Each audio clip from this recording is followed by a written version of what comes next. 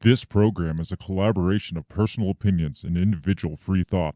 It does not represent the views or narrative of the mainstream corporate media hacks. Viewer discretion is advised. And here we go.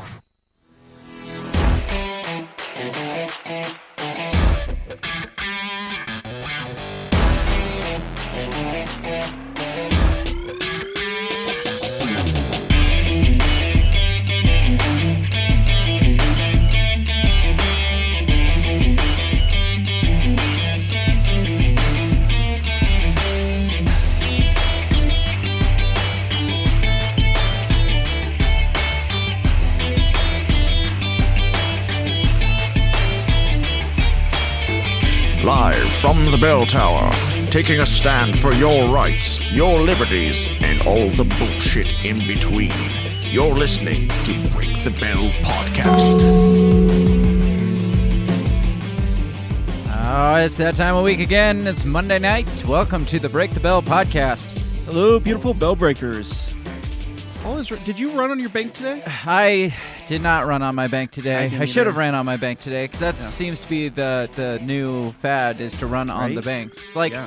Like they always give the example of like It's a Wonderful Life. Yes. Like That's what I always think of. they always give that example, but Yeah. very little does that actually occur. But then like this weekend that actually occurred. Yes. It's just like I just picture guys in like trench coats and like mafia boss hats, like demanding their money and like throwing people. I don't know. Yeah. You think bank managers are like, oh, this is just like It's Wonderful Life. Hello, police. yeah, that's exactly what they're saying, or more like, oh shit, what the hell just happened? Yeah. Like, if you don't know, we're here to cue you in on what happened over the weekend. The 16th largest bank in the U.S. Yes. became the second largest bank failure in Yes. in history. Yes. Well, like some side, it depends on who you're listening to. Some sides are like, oh, it's the largest bank crash since 2008, and it's like, well, there hasn't been that many since 2008 that we know of. Right. So I mean, is it really that big of a deal? That's like saying it's Yes. the largest shooting since the last shooting. Yes. But then when you hear it's the second largest bank failure in history, Yes.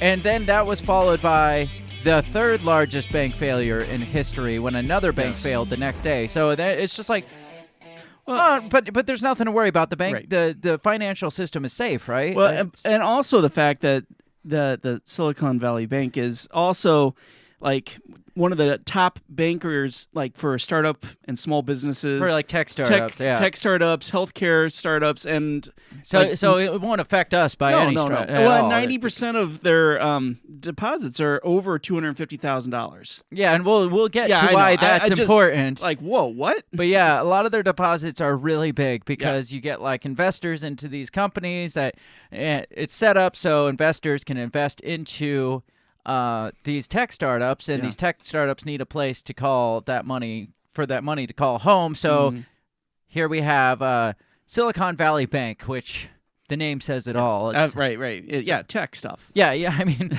it's like, oh, I wonder what they've invested in. Yeah, right. Silicon Valley Bank. So, man, Silicon Valley Bank, Yeah. maybe invest in boob I jobs. was I going don't to say know. that might be more accurate. It might be a different story. Maybe that's the route they go next. So that's what we're going to be talking about. We're going to be talking about this like 48-hour like bank crash, like from like one of the number one. They were like listed like number one Yeah. bank. Like all the experts were like saying, you got to invest in Silicon Valley Bank. Like because March it's 1st, solid. they were. Yeah, like March, right. like Yeah. less than 2 weeks It's ago like, they this were. is hot. This is and then solid. all of a sudden it's not hot anymore. Yeah, it's like We- bail. we can bail. see clearly how fragile the system is, and it's a system that is supposedly like fail-proof because of all the artificial like regulations and yeah. fail-safes that were Yeah. put in place after 2008 to keep something like this from happening. Yeah. But clearly there's no such thing as a complete fail-safe because here we have Silicon Valley Bank. Right. And so we're going to talk about that. We're going to talk about the crash the lead up a little bit to the crash, like how that, like we're going to talk in layman's terms because I don't do finances well. It No was one like, gets more layman than us. yeah, like when people are like, oh, well, let us put this in layman's term for you. No, it's more of let me attempt to explain this to you in my stupid brain, and hopefully you can lower yourself to our layman's terms to understand what we're saying. Because I mean, I was reading an article that's like, to put it in layman's terms, and I got through a paragraph. I was like, wow, that's fucking layman's terms. Is there a layman's? Yeah, can we narrow this down a little bit more here? So we're going to kind of explain as best as we can what happened, how this bank crashed, why it crashed, and obviously I got some conspiracy theories. There's to lots throw going into on there. with this. There is. There's a lot of stuff from like wokeism to like the federal regulation to like this is it. This is the Great Reset. Yeah, right. Yeah. I mean, this could really go anywhere, and it could. This is just like the kickoff point. So this could either like we're gonna watch this for the next couple days because it just happened. Today was the big day because banks weren't open over the weekend, so it's like, all right, what the fuck's gonna happen on Monday? What's going to follow suit? What's going to crash in response to this once the market's open? And it's still early to tell. Right. So we got a lot of people patting themselves on the back, and it's still early. Yeah, it's very freaking early. So we go from bank being great to bank crashing to like the federal regulators taking completely over within like 2 days. So a lot can happen in a short amount of time. So we're gonna speculate a little bit. It always seems to happen over the weekend, doesn't it? Oh, obviously, because nobody's really paying attention right. that much to the news. Before we get into the show, we obviously got to mention, check us out all over social media because we are all over social media. And what a better thing to do on social media than to check us out. You can find us at all the main platforms, the Facebooks, the Twitters, the Instagrams at Break the Bell Pod is our handle. Or you can find links to it at breakthebellpod.com. You can also find links to our amazing merchandise store, which we have shirts like the I Won't Eat Your Bug shirt, which is going to catch on. It is. Like we came up with this shirt before eating bugs was cool, and now people are like, "Did you guys hear we're gonna eat bugs? They're gonna make us eat bugs." Yeah, we got a shirt that says it. Check it out. We got the We Are Not Your Pawn shirt. We got some logo merch, some cups, some other stuff over there. So you can find links to that merch store as well as links to our social media at our website, breakthebellpod.com. Check it out. Buy our shit. Be cool like we try to be cool. That's about it for that. Yes. I just want to get right into the show because there's quite a few things to cover here. I mean, we're kind of retarded, so it's probably going to take us a while to really even feel out what's going on and explain to ourselves what's going on. So let's just get right into the show. We're going to play this intro video for you, and when we come back, we're going to talk about the bank run on Silicon Valley Bank. We'll be right back. What did you say? You talking to me? What the heck are you talking about? What did you say? What did you say? What did you say? Are you talking to me? Are you talking to me? Are you talking to me? What are you talking about? What are you talking about? What are you saying? What did you say? Are you talking to me? Well, maybe he was talking to me. What did you say? Talk to me. What in heaven's name are you talking about? Talk to me, talk to me, talk to me, baby. What did you just say? What did you say? You listen to me. Are you talking to me? Are you talking to me? What the hell are you talking about? Who are you talking to?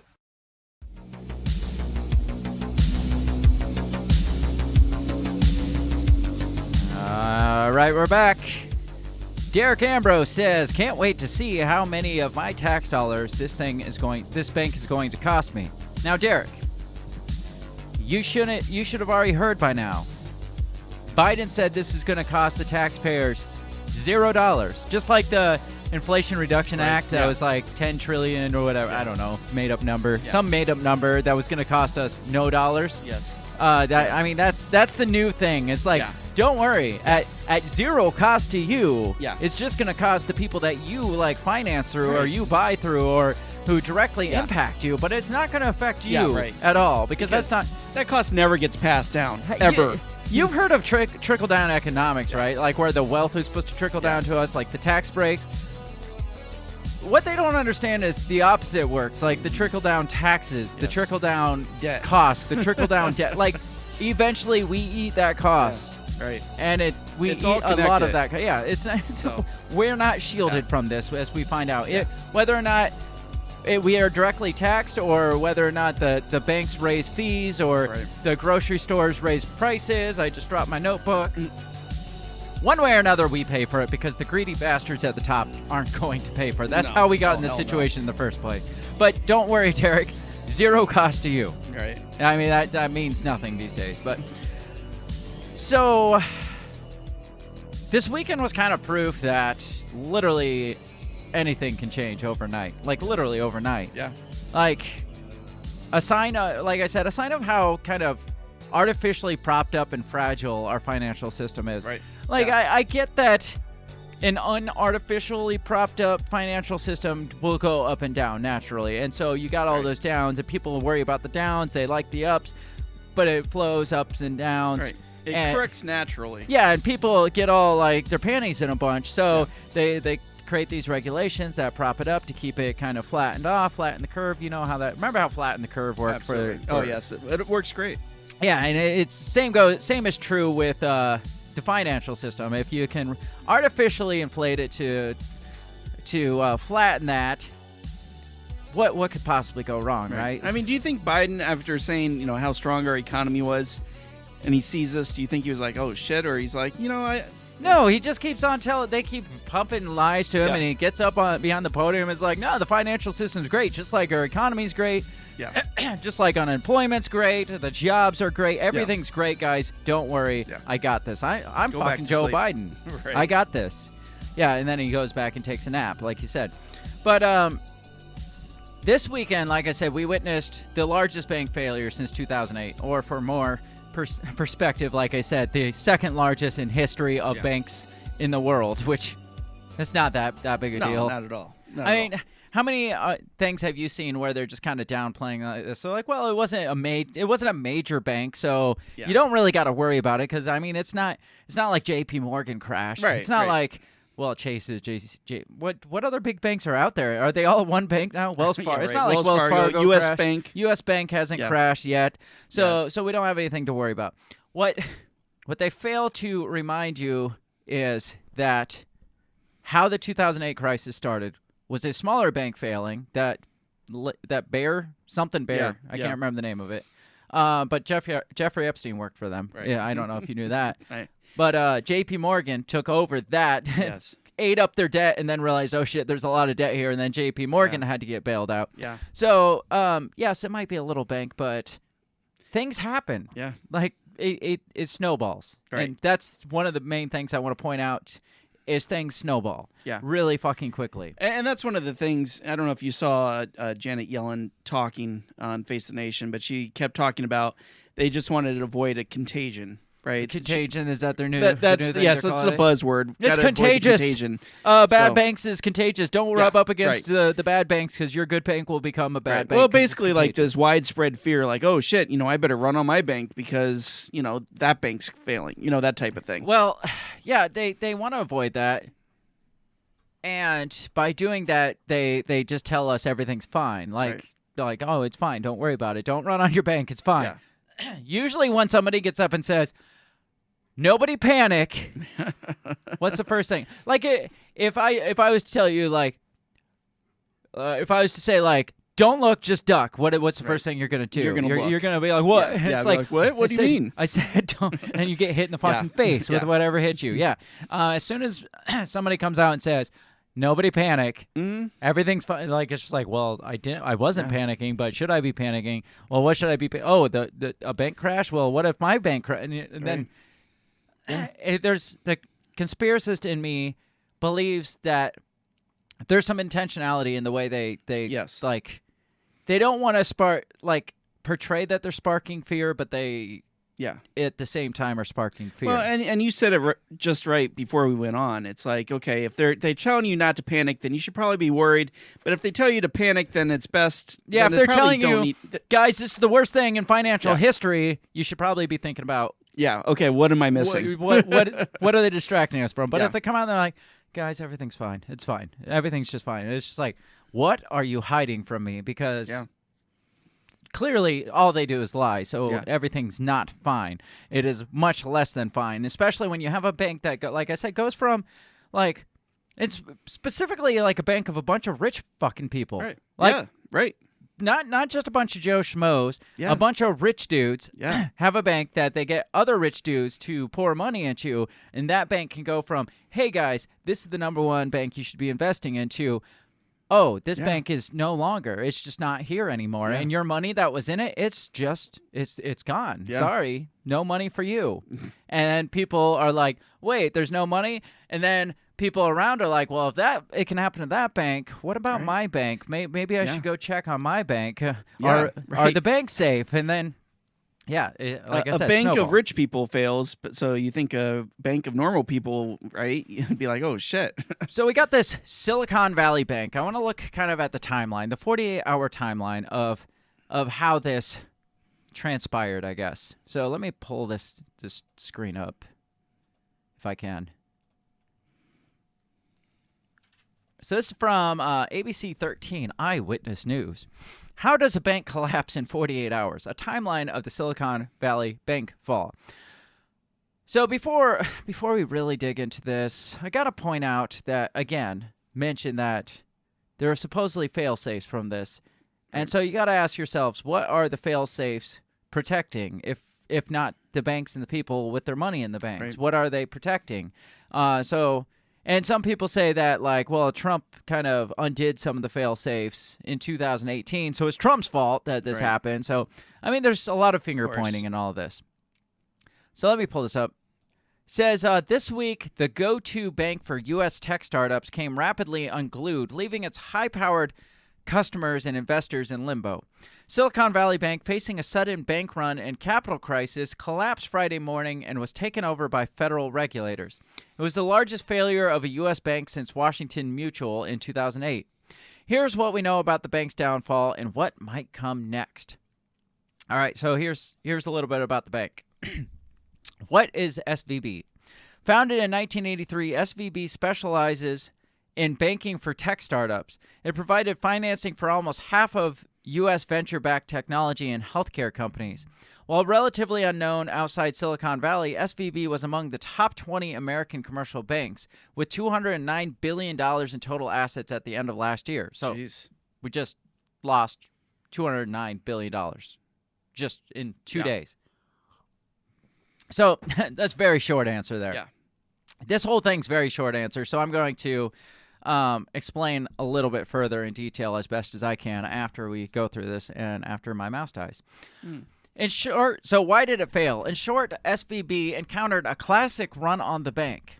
That's not how it starts. So No, that's depends on which direction, which angle we're going, because it could start that way. If you have some, I don't know, rich douchebag that like has an agenda and it's like, everybody pull your money out of this bank, and everybody pulls their money, then yes, I guess it could start there. Yes.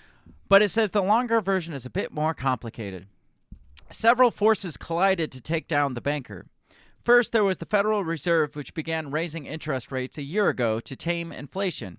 The Fed moved aggressively, and higher borrowing costs sapped the momentum of tech stocks that had benefited SVB. Higher interest rates also eroded the value of long-term bonds that SVB and other banks gobbled up during the era of ultra-low, near-zero interest rates. SVB's $21 billion bond portfolio was wielding an average of 1.79 interest rates. The current 10-year Treasury yield is about 3.9%. At the same time, venture capital began drying up, forcing startups to draw down funds held by SVB. So the bank was sitting on a mountain of unrealized losses in bonds just as the pace of customer withdrawals was escalating. All right, so let's talk about these two things. So first of all, who is SVB? What do you know so far beyond what they just said? It's a startup bank. Yeah, it's like you said, it's a major startup bank for tech. and health stuff. Small businesses, they bought up the little while the interest rates were low, but then they started selling right when the interest rates went up. Yes, And I think that's what the problem was. that started a lot of it. Yeah. So Derek Ambrose says the whole thing kind of sounds like a crypto exchange that stole a bunch of money not long ago. I thought the same thing. I was Yeah, like, that this was is my thought. eerily familiar to the FTX. That's thing what that I was happened. thinking exactly. FTX. Okay, so SVB, to my what I can process in my brain is they were a bank for companies that couldn't get big banks, Right. Because they're startups. They're high risk because they're like brand new. They don't have a lot of credit. Right. They don't have a lot A lot of entrepreneurial people. Yeah, well, they don't. Yeah, and they don't have a lot of like, I don't know, like, oh, what's the word? They haven't had a lot of time to build up trust in like their company, their business. It's brand new. It's like you don't know if this is gonna fail or sink or if it's gonna be amazing. So comes along this bank, they're like, we'll invest in these startups. We'll be that person. And so what it was different from other banks because tons of money going in and out of this because again, tech industry, you get like angel investors that are investing in a tech startup and the tech startup needs a home for it, like I said in the intro, so they place it in this bank. But with that kind of money, that kind of deposits going into banks, most banks, like if you're just like a bank for like a bunch of billionaire hedge funds, they put that money in the bank and it just sits there in the bank. There's not a lot of in out traffic. But when it comes to like a startup, that money is what they're using for their operations and for their like development and stuff like that. So they take the money from the investors into the bank, and there's a lot of times a lot of that money goes right back out because it's not just money just sitting on money. Right. It's liquid. Yeah. It's constantly flowing. Yeah, in they're and paying out. off they're paying their employees, they're paying they're paying for everything. Yeah. So that's kind of the difference when it comes to that's what made this kind of a really high risk scenario. You had a high risk company that you're investing in, and the fact is that money doesn't really sit there for super long amount of time and build a lot of interest. And so in effect, when you look at like say the 2008 crisis, right? They made a lot of really bad like subprime mortgage deals. Yes, and this was like kind of I wouldn't say it was necessarily subprime. It wasn't like. But it'd be like investing in a lot of new home buyers. Right. Yeah. Like, well, I don't know if you're a good investor or a bad investor or a bad like house payer because homeowner because nobody's ever invested. But I want to invest in you. Yeah. And when you consider the last couple years of our country, it hasn't been real good for business owners. Right. So there's probably a lot of need for like lending and borrowing and stuff. So have this bank, and what this bank would do, how banks work is they take your money and they loan it out for other things. They buy stocks, they buy like bonds, they invest in other things. So they're paying you like 1.5% interest, but they're making like 3.5% interest on bonds or something like that, whatever it is. So they're making money off of your money while it sits in the bank. Again, the problem is a lot of times with these investors or these startups is they need to pull that money quickly because they need to use it. So this bank ended up buying a bunch of like bonds when the interest rates were like next to nothing. Yeah. And I don't know how this whole shit goes. I was not good at finance, or accounting. Accounting was the bane of my existence. But they bought a bunch of bonds. And then the feds decided to hike the interest rates, which in turn made the bonds worth less. So when they went to sell the bonds, they got less than what they owed on it. So they had to sell these. So two things happened. The feds raised interest, and like it says, the money coming in like from investors to these tech startups was kind of dwindling. So the tech startups were having to pull more of their money out. And as they were pulling more of their money out, the bank was like, oh, shit, we don't have the money to pay for this, so we're going to have to sell off some of our bonds. Well, they had to sell off their bonds at a loss because the interest rates were hiked.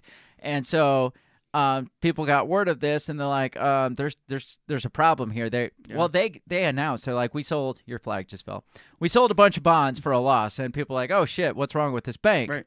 Yeah. And then people started saying, we got to pull our money, more money out of this Was bank. that something that they like just announced, or was it leaked? Was it like a whistleblower came out and be like, hey, look, this is what's happening? From everything I've read, it was announced by them, and it's like, I don't know, maybe they're so it wasn't like an required FTX to. thing where it just like came out in an article. Yeah, it's I'm not sure how it came out, but it said they announced it. I don't know if they're required to like announce to their stockholders or something. That's probably was announced to stockholders is what I would assume, because they're like, guys, we're not getting all the dividends that we thought back because we had to sell at a loss, and the stockholders are like, fuck this. So, long story short, the public got wind of it. The people with money in the banks got wind of it, and they're like, pull your money now. This bank's going to fail. And the bank ultimately was trying to sell. I think to J.P. Morgan had offered to buy it. And then people got wind that they were trying to sell, and they're like, this bank's in trouble. Pull your money. And it just started crashing, and J.P. Morgan's like, nope, not touching it. And then... Yeah. Oh, I had heard that. So there was a separate, like, so you have the Silicon Valley Bank, but then you also have like Silicon Valley Investors. Yeah, which was like the and they were trying to get them to buy it, but they didn't already own it. I don't. No, understand they're that. like two separate like factions, Oh. and so one was kind of the like overseer, but didn't really have like their hands on it. So it's kind of set up like FTX, sort of. Kind of. Yeah, it's exactly. Their money's just flowing around, and when's that going to come out? That we were just robbing SVB to pay SVI, to pay off their debt. Yeah, and it was exactly like FTX. I mean, that hasn't come out yet. Again, No. this story came out like yesterday. No, to public. So I mean, this is all new. Yeah. So it says SVB encountered a classic run on the bank. I read this stuff. It says higher interest rates eroded the value of long-term bonds. So that's where it says their bond portfolio was yielding 1.79% when the current treasury yield is 3.9. So that's why they got a freaking loss on their bonds. It says the panic takes root. On Wednesday, SVB announced it sold a bunch of securities at a loss and would also sell $2.25 billion in new shares to shore up its balance sheet. That triggered a panic among key venture capital firms who reportedly advised companies to withdraw their money from the bank. The bank's stock began plummeting Thursday morning, and by the afternoon, it was dragging other banks' shares down with it as investors began to fear a repeat of the 2007-2008 financial crisis. By Friday morning, trading in SVB shares was halted and had abandoned efforts to quickly raise capital or find a buyer. California regulators intervened, shutting down the bank and placing it in receivership under the FDIC, the Federal Deposit Insurance Corporation. Now, FDIC insures banks. It insures your money in the bank. And this was another problem. And this was, and we'll get into this. Another issue with FDIC is that, let's scroll down because they cover a lot, or they don't cover a lot. They hide a lot in this article. Right. And something that you didn't mention, which I had brought up right as we were going on, is that the CFO and CEO, Greg Becker and Daniel Beck, had sold off $3.6 billion in stocks. Of their own stock? Of their own stock 2 weeks before this happened. So, and that makes me ask the question, which I was going to ask anyway. It's like, you can't not know this is going to happen. Right. Yeah. Like we said 2 weeks ago, they were saying this bank is great. This bank is phenomenal. I mean, like, the best bank to invest in. 2 days before the CNBC guy was going crazy about how great this bank is and how everybody should invest. So these guys have to be sitting back because it's not like the Fed's just hiked interest rates. Yeah, they've been going up steadily for the last year. Yeah, and it's not like the tech industry was starting to dry up on funds and they were having to pull. Like, this has been happening. So, they're sitting there like, oh, this ain't good. You know what that was when the CNBC guy came out and said that? Was hopefully to boost people to gain confidence and be like, let's go buy stock in this or invest in this bank. When they know, obviously they know that something else is going on, that we got to do something quick. Let's tip off the CNBC guy to hopefully get something quick moving. Yeah, right. At the end of the day, it didn't work, clearly. So, I want to read what they have to say about the FDIC because they don't disclose a lot in this article. This article is very vague, and it kind of irritates me, and that's why I stuck with it, because of how vague it is. It says, despite initial panic, this talks about the contagion fears like you were talking. Yeah. Despite initial panic on Wall Street, analysts said SVB's collapse is unlikely to set off the kind of domino effect that gripped the banking industry during the financial crisis. Now, realize this article was written like Saturday. Right. So before the markets even open, so they have no idea what's going to happen once the markets actually open. The system is as well capitalized and liquid as it has ever been, Moody's chief economist Mark Zandi said.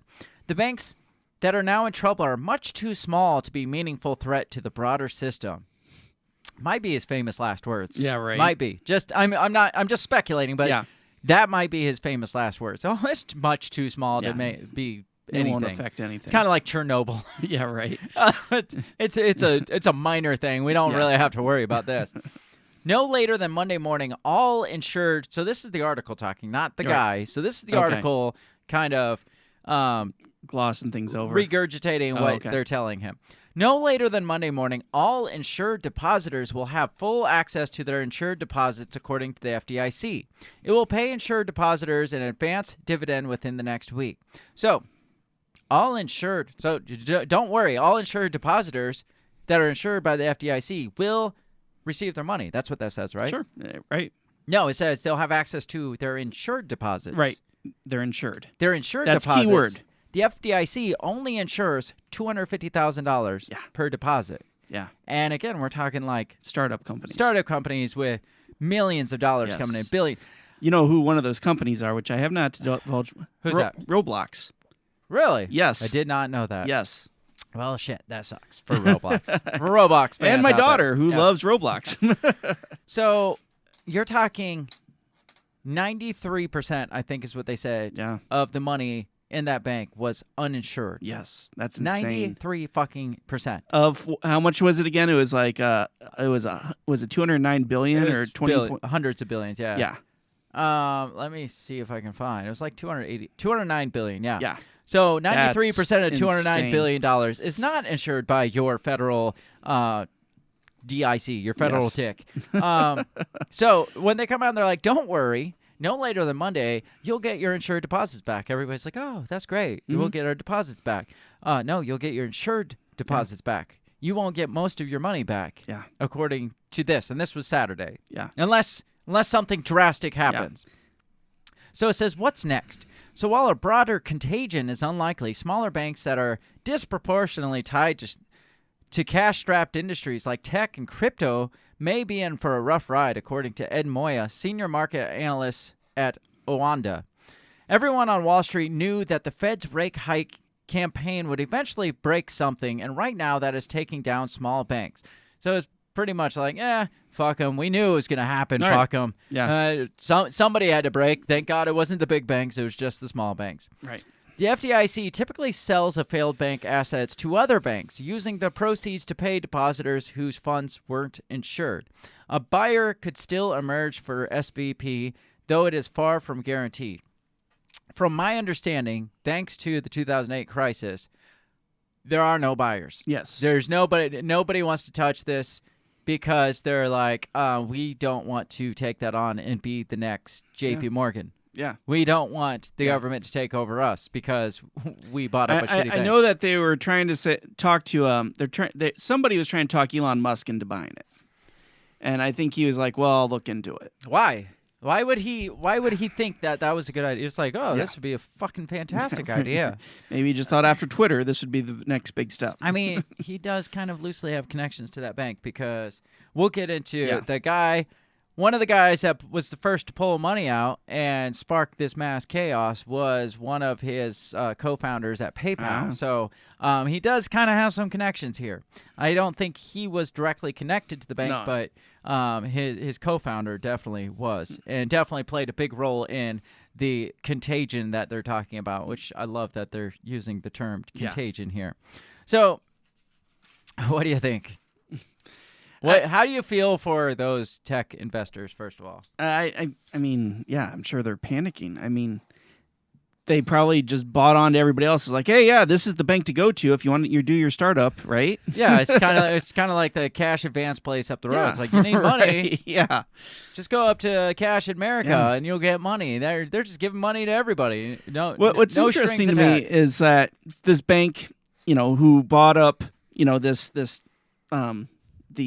bought up these like treasury bonds and these mortgage things. Now they're saying like the guy who did it used to work for Lehman Brothers. Really? Yes, I did- and I don't know if that's accurate or not. And so they're like, okay, the guy is 0 for 2 now. Why would they hire that guy? First of all, Yeah, right. like it's Well, like, you know how they're all connected. I mean, they're all in bed together. well, yeah, but it's like, hey, I failed here. Yeah. I'd be great over here. I've learned from my mistakes, and let me come work for your bank. It'll be Yeah, great. right. I know exactly how not to do it. Yeah, so right. you should hire me. But so instead of buying subprime mortgage, let's buy a bunch of treasury bonds. We can't lose. Now, how does something like this happen post 2008? I've always thought that the regulations that they impose, they're just loose, right? It's just like it's pillow talk, right? It's like, hey, baby, we got this. Don't worry, it's safe. Well, I think, well, it's, yeah, first of all, it's to make everybody feel okay Yeah. with spending the however many billions that we spent to bail out these banks that were too big to fail. Right. But now we'll get into it more, but I think a lot of those protections are more for the banks that are too big to Well, fail and less for the less than banks. And they were more for houses and mortgages, right? When I bought my house this last summer, I had to deal with some of this shit because I had to explain how basically every little cent above $50 got in my bank account, so that they couldn't make a subprime mortgage. I had to have paperwork for everything that was in my bank account and every That's some transaction over $50. Yeah, I know. It's like, where'd this $50 come from? Oh, it was a gift for a birthday, and so it was just ridiculous. I don't know if there's money in my account. I don't know where Yeah. it came from. So- I don't know. so It's they probably watch- not mine. They watch that as a hawk, but they don't watch this. Well, the thing is, it's so freaking weird that they would be like, well, this whole housing market, the whole mortgage system was such a wreck, but it's just like,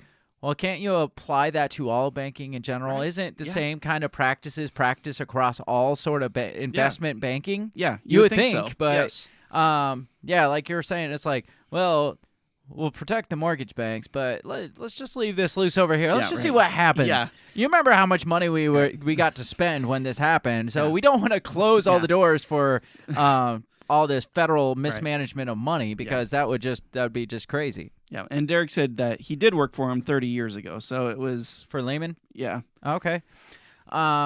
Good to know. Yeah. Good to know we got some of the same players still in the game. Right. So, obviously, all weekend they tell us, don't worry, like everything's fine, and everything's gonna be okay. The banks, markets are gonna go open back up. You all are gonna see that everything's going to be okay. Now, I saw several articles like why this isn't 2008 or why this isn't why the banking system is safe because So even, trying to even kinda though massage you yeah and- even though this happened Yeah. why like so many articles like that. This one is from Fortune, so obviously they don't want you to panic.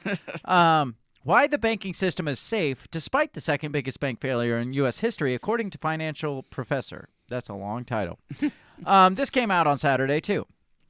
It goes into all the details of how and why it collapsed, and asks, are deposits now safe? From a practical perspective, the FDIC is now running the bank. It's typical for the FDIC to shut a bank down on Friday and have the bank reopen the following Monday. In this case, the FDIC has already announced that the bank will reopen March 13th as the Deposit Insurance National Bank of Santa Clara. So it's now it's now under the reign of the FDIC. Gotcha. At the end of 2022, SVB had $175 billion in deposits. It's not clear how much the deposits remain with the bank and how much of those are insured and 100% safe. Well, we do know that only about 7% of them are insured and safe. For depositors with $250,000 or less in cash at SVP, the FDIC said customers will have access to all their money. How many of those do you think that actually is, though? Right. For those with uninsured deposits, Basically, anything above the limit of $250,000, they may or may not receive back the rest of their money. These depositors will be given a receiver's certificate by the FDIC for the uninsured amount. An IOU. Yes, that's what it sounds. It's like, here, somebody owes you this money. It's not us. Yeah, right. It's not the bank because they don't exist anymore, but somebody owes you this money. The FDIC has already said it will pay some of the uninsured deposits by next week, with additional payments possible as the regulator liquidates SVB's assets. But if SVB's investments have to be sold at a significant loss, uninsured depositors may not get any additional payment. So basically, if they don't get any money for what they sell, then you don't get anything back. I mean, how would you feel if you had just started up a business like 2 years ago and you got $5 million in there, right? Yeah. And then the bank closes down and they're like, well, we can give you $250,000 of this. Okay, well, that won't cover payroll for the next. Well, that's the big thing is like a lot of these startups are wondering how they're going to cover payroll. I keep dropping my fucking notebook and it's pissing me off. They don't know how they're going to cover their payroll for next week, let alone like to carry on as a company. Right. It says, is there any risk that more banks might fail? At the end of 2022, SVB was the 16th largest bank in the United States. That sounds like a lot, and it is. But that's just 0.91 of all. So that's $209 billion. Being number 16, it's only 0.91% of all banking assets in the United States. How's that make you feel that less than 1% is in the 16th largest bank? Yeah, that's insane. I mean, talk about maybe consolidation of wealth. Yeah. When over 99% is within the top 15 banks, which means probably over 50% is within the top 3 banks, would be my guess. Right. I mean, that's kind of bullshit. But then we'll get more into consolidation of wealth, because I feel like that's where a lot of this is heading. Because who's going to buy up, or not even if like JP Morgan doesn't buy SVB, because they don't want a repeat of 2008. Right. Yeah. Where do those customers go? Right. They're not going to go to another risky bank. No. They're going to be like, what we got to do is we got to go to somebody that's less risky. Right. And one of the top 3. Yeah. Try JP Morgan or U.S. Bank or Wells Fargo. And so all that money that was in that small bank is now probably going to merge over to JP Morgan without JP Morgan having to buy the risky bank. Yeah. It says, having said that, so it says there's little risk that SVB's failure will spill over to other banks. Glad they're saying that Saturday because Sunday was a different story. Having said that, SVB's collapse does highlight the risk that many banks have in their investment portfolios. If interest rates continue to rise and the Federal Reserve has indicated that they will, the value of investment portfolios of banks across the U.S. will continue to go down. I mean, doesn't that seem rather short-sighted? I mean, if you're in a bank and you know finances, unlike myself, and you see the low interest rates but know that we're in inflation, wouldn't you automatically assume that, they're going to jack that shit up? No, because the fucking president came out for a year and was like, there is no inflation. There's nothing to worry about. So they're like, oh, there's nothing to worry about. Just keep dumping money into this. And they're probably buying treasury bonds that are like, no, don't worry about that. Keep buying our debt from us. Right. And then they raised debt on the interest rates on their debt. And they're like, fuck you. We now own your bank. Yeah. I mean, it's quite the scheme, isn't it? It is quite the scheme. It's like, just tell them, like, let's keep them flatlined. They'll buy off all our debt. And then when they fail, we now own that bank because they can't pay us back on our debt. Genius. It's kind of genius. It says, while those losses are just on paper, meaning they're not realized until the assets are sold, they still can increase a bank's overall risk. How much the risk will go up will vary from bank to bank. The good news, guys, is that most banks currently have enough capital to absorb these losses. By most banks, they mean the top 15 banks, because clearly number 16 couldn't do it. So most banks, being the top 15, currently have enough capital to absorb the losses, however large, in part because of efforts taken by the Fed after the 2008 financial crisis to ensure financial firms can weather any storm. So rest easy for now. The banking system is sound. You feel at ease now? You feel like everything kind of makes me glad I don't have a lot of money. Right? Yeah, exactly. Because first of all, can you imagine if you, like, say you weren't somebody that's just like scraping to make it next week, Yeah, right. as most of us are, Right. but like you know what you're in for. Like, you know, it's just like, if I don't have money next week, it's gonna suck. Right. So I'm just gonna work for money next week. Yeah. Now imagine you're a guy that's like put his entire life into saving $1 million, $10 million, $1 billion, and then all of a sudden overnight it's just like gone. It's just like, well, fuck, I'm one of those guys now. Yeah, right. It's just like everything you did. Yeah. Like part of me like wants to invest more in my retirement, but there's a large part of me, especially at days like today, that are like, it's not going to be there anyway, so why put any effort into that? Yeah, right. Seriously. Because those guys are the ones having heart attacks and going and jumping out of buildings Yeah, right. because just their lost pension plan. everything. Yes, they Yeah. lost everything they worked for. So rest easy. For now, the banking system is sound. Do you feel like that's true? You feel like everything's good? No, Don't worry, feel everything's found. Everything's on a fucking house of cards right now. Yeah. What happens when? What happens ideally when the public finds that banks are failing? They I mean, start losing trust in. Well, yeah, they start stacking their money in their mattress. It's a right? giant. Well, yeah, it's a giant snowball effect. Like, starts with one, then another one happens, and then another one happens because they're like, well, this bank's a lot like that bank. Maybe we shouldn't invest in this bank either. So they start pulling their money, and then bigger banks they're like, well, I don't know if these banks are any. Well, let's say a bigger bank's like, well, maybe we should buy that bank, and then those people are like, well, they're going to invest in that that risky bank. Maybe we should pull our. It's a fucking giant snowball, and that's just how the stock market works. That's how banking system works. That's how all this BS financial system works. It's like it's based on the public perception that everything is fine, and when the public perceives that things aren't fine anymore, then they start pulling money out and start moving money around. It's all just a perceptive thing. It is. Like the stock market's only good if people think that it's good. Absolutely. And then they start investing in that. They start buying those products. It's like, well, this is good. Let's buy. If anybody gets wind that something's not right, that's when things start dumping. That's why FTX failed. That's why this Silicon Valley Bank failed. That's why the freaking stock markets crash. That's why, because people lose trust in it and stop buying. And isn't that all cryptocurrencies? Yeah. I mean, well, that's so- all any investment, really. Yeah. If everybody starts pulling out of any investment, it doesn't matter. Like, say Starbucks is doing fucking phenomenal. Yeah. Like say they're like tripling their amount of stores every single year, and they're what's it called? They're I don't know. When you make money, what's that called?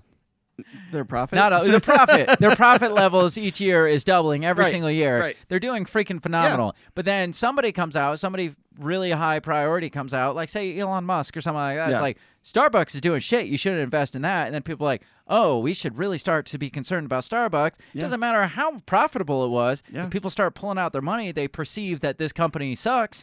They start pulling out their money. That company sucks. Right. Absolutely. It's all a perceptive game, and it is. It's so artificial. It's crazy. Yeah. It's crazy that just people's perceptives can be more damaging or more like beneficial to a company than their sales or the product that they're selling. Absolutely. Yeah. And that's a problem with like corporatism. Yes. No, I agree.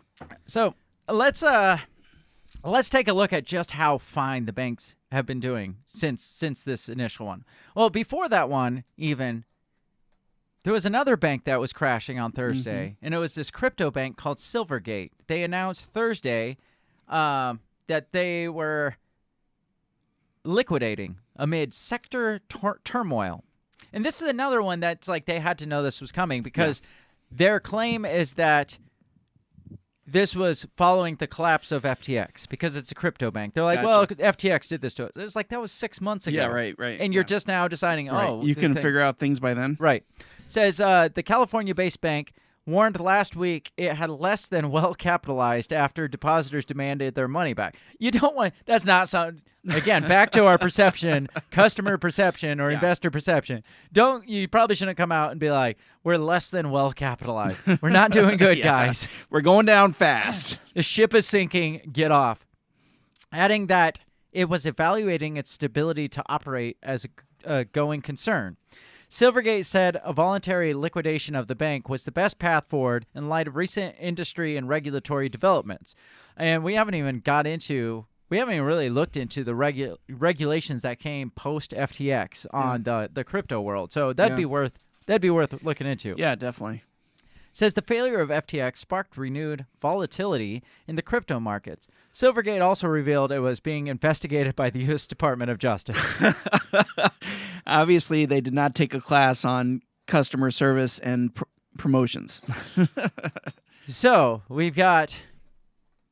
Oh, this is all spark. You remember FTX? That was bad, and this is the reason why. And by the way, and we're being investigated by the Department of Justice. Like, you could have probably led with that because that seems probably more damning. But we have a $50 referral program if you bring a friend. Derek Ambrose says, glad to know if my bank fails, I'll get the $400 that's in the bank from the FDIC. Maybe. Yeah, right. Eventually. I mean, it's over it'll get taxed though. The tax man will come after you because you have more than the $350 that they said they would investigate. So that's this crypto bank on Thursday, and then at the same time, the Silicon Valley Bank crashed, and then I think it was Saturday or Sunday. Sunday, I think. Signature Bank became the third largest crash in U.S. history. Yes. And I've never even heard of Signature Bank. I never heard of Silicon Valley Bank. No, me neither. That's true.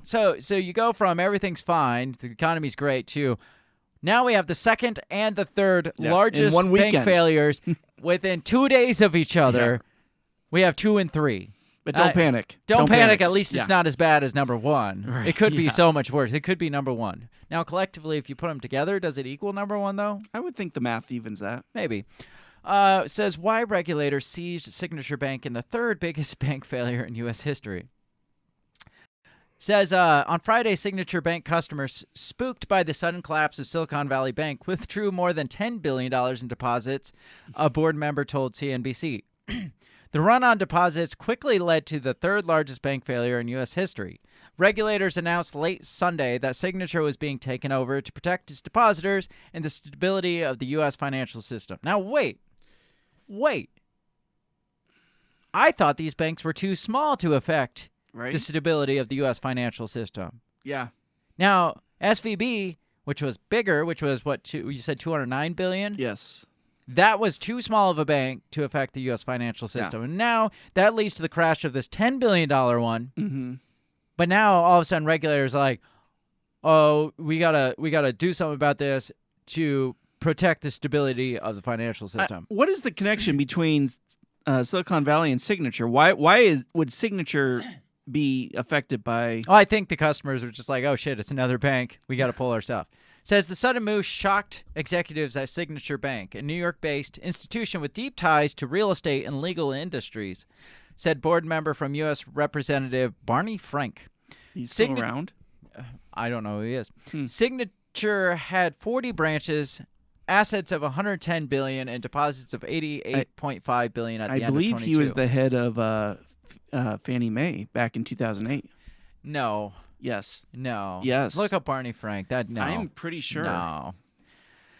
We had no indication of problems until we got a deposit run late Friday, which was purely contagion from SVB, Frank told CNBC. No. Frank, I do know who he is because it says later. He was one of the ones.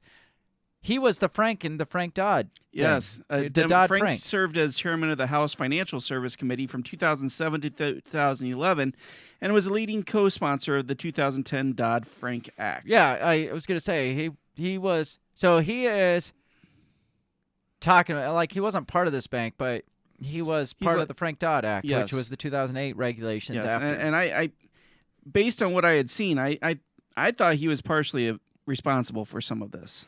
Probably. From the 2008 Most crash, likely. sorry. It says problems for U.S. banks with exposure to the frothiest asset classes. Frothiest? Frothiest. I thought I was the only one that used that word. Exposure to the frothiest asset classes of the COVID pandemic, crypto and tech startups boiled over last week with the wind down of crypto-centric Silvergate Bank. While that firm's demise had been long expected, it helped ignite a panic about banks with high levels of uninsured deposits. Venture capital investors and founders drained the Silicon Valley Bank accounts Thursday, leading to its seizure by midday Friday. That led to pressure on Signature, First Republic, and other names late last week on fears that uninsured deposits could be locked up or lose value, either of which could be fatal to startups. Signature was founded in 2001 as a more business-friendly alternative to big banks. It expanded to the West Coast and then opened itself to the crypto industry in 2018, which helped turbocharge deposit growth in recent years. The bank created a 24/7 payment network of crypto clients and had 16.5 billion deposits from digital asset-related customers. So a lot of the money comes from crypto, too. As waves of concern spread last week, Signature customers moved deposits to bigger banks, including JP Morgan Chase and Citigroup, Frank said. Exactly what I said they would do. It's like they don't have to buy up the banks because these people are going to move all their money into the big banks. What are you going to say? Yeah, it was Frank that was partially responsible for pushing the banks into the subprime mortgage. So how was he in part of this whole regulatory thing? Well, like how do you take a guy? He broke it, and they decided that he was going to fix it. You know how to break it, so obviously you can help us fix it, right? Yeah. That makes sense. He pushed it. He blamed Bush for everything. According to Frank, Signature executives explored all avenues to shore up the situation, including finding more capital and gouging interest from potential acquirers. The deposit exodus had slowed by Sunday, he said, and executives believed they had stabilized the situation. Instead, Signature's top managers have been summarily removed and the bank was shuttered Sunday. Regulators are now conducting a sales process for the bank while guaranteeing that customers will have access to deposit services will continue uninterrupted. So apparently they will still be able to somehow access their deposits. Now, is that all their deposits or just the $250,000? My guess would be up to the $250,000. Says the move raised eyebrows among observers. In the same Sunday announcements that identified SVB and Signature Bank as risks to financial stability, regulators announced new facilities to shore up confidence in the country's other banks. So get that. Just like overnight, our federal government's like, we came up with a solution. Yeah, right? Kind of like when vaccines just kind of are popped up and they're like, oh, we can make a vaccine for this. It usually takes us 20 years, but this one only took us 6 months. That's fine. We haven't been working on this forever. Not at all. We haven't been planning for this. Yeah, right. Or maybe I don't know. It says another bank that had been under pressure in recent days, First Republic, declared it had more than $70 billion in untapped funding from the Federal Reserve and JP Morgan Chase. For this part, Frank, who helped draft the landmark Dodd-Frank Act after the 2008 financial crisis, said there was no real objective reason that Signature had to be seized. I think part of what happened, now this is interesting that Frank would say this. Yes. He's like, well, we don't even know why. They have this untapped $70 billion. Why did we seize this? Because he says, I think part of what happened was that regulators wanted to send a very strong anti-crypto message. We became the poster boy because there was no insolvency based on the fundamentals. And that's Frank. So he must have an active role in this bank because he said we. Yeah. So he is now once again part of a failed excursion of banks, just like the guy from Lehman Brothers. It's like all these people are interconnected, and somehow everything they touch, they move on and touch it, and it turns cancerous too. Yeah. Well, and it's interesting that it's the same names over and over again and everything. Yeah, it's like, well, like in these banks, we'll find out because we're gonna get into the response from Yellen and the president, and they're like, well, we're just going to instantly fire the people at the top because obviously they can't run. It's like, but you're seeing these same fucking names. So you think Frank's going to go away? You think the Lehman Brothers? No, they're going to take whoever the CEO was and fire him, even though it was probably Frank whispering in his ear, "Hey, you should try this." Yeah, right. Yeah, Trust, and just he's trust like, me on this one. I don't know what he was thinking. So, what in the span of a weekend we had 3 banks fail, but Yeah. no reason to worry here, right? Right. Nothing to see here. No. Yeah, Just- we're keeping the contagion at bay, people. I mean, 3 Right. banks, that's not contagion. That's like an accident. Yeah, but we gotta start taking on some regulatory procedures Right. just in case it affects the financial system. Right. But it's not going to affect because Right. these are too small. Yeah. They're too small, they can fail. They're not the Right. too big to That's fail. why we're seizing them. Yes. And probably merging them with the too big to fail banks Yeah. because they're too big to fail. If you do that, then the entire financial system's too big Right. to fail, so it'll never fail. That's how it works, right? Exactly. Now we All the made it time. all too big to fail. Nothing will fail. So, I don't know. We got to get into break pretty soon. Yeah. Thoughts so far? Because we haven't got into the Fed response yet. It's all very coincidental, don't you think? I mean, it's just very bizarre the way it all transpired. Yeah, just how it went from everything's great to nothing's great. But I Yeah. mean, I mean, that's we not knew a it s- wasn't great, though. Jeez, sorry. but that's not like a sign of some sort of conspiracy. Like, how Yeah. many companies will come out like that one bank and be like, "Guys, we got a major a major liquidity problem here."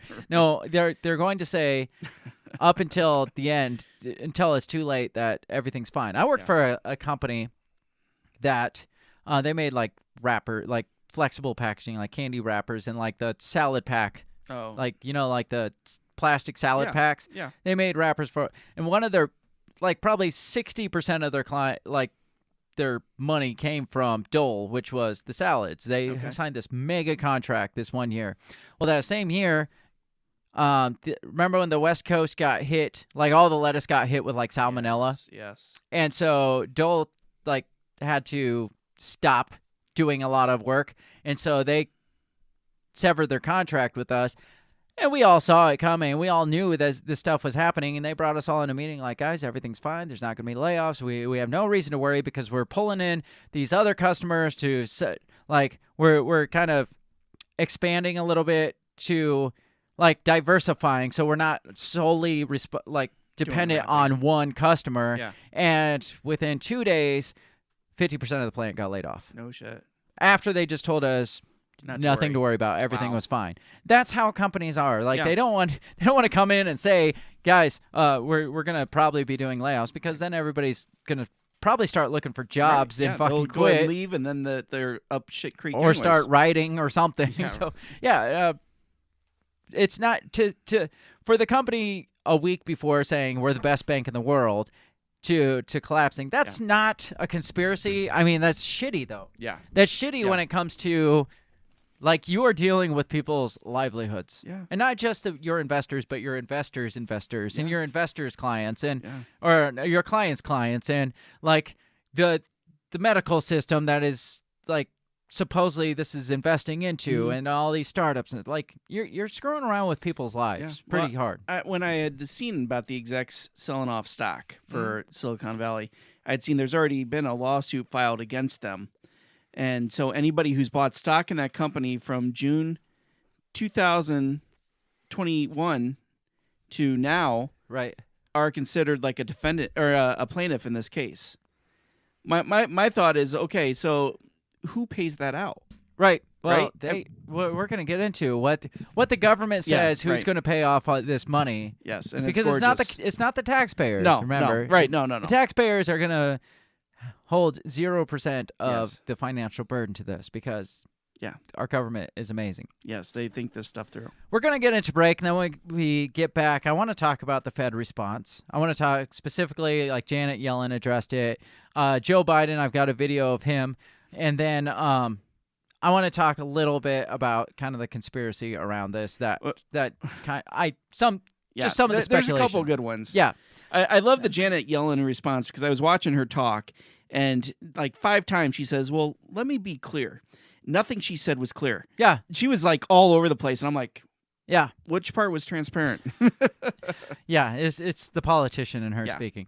We're going to take a quick break. We're going to take 3 or 4 minutes to go pull our money out of our banks. And when we come back, we're going to continue to talk about the bank run. And I keep freezing up. I Are was we gonna say, freezing I'm up out there? I'm frozen too. I don't know what's going on. Hopefully that clears up by the time we get back. We will be right back.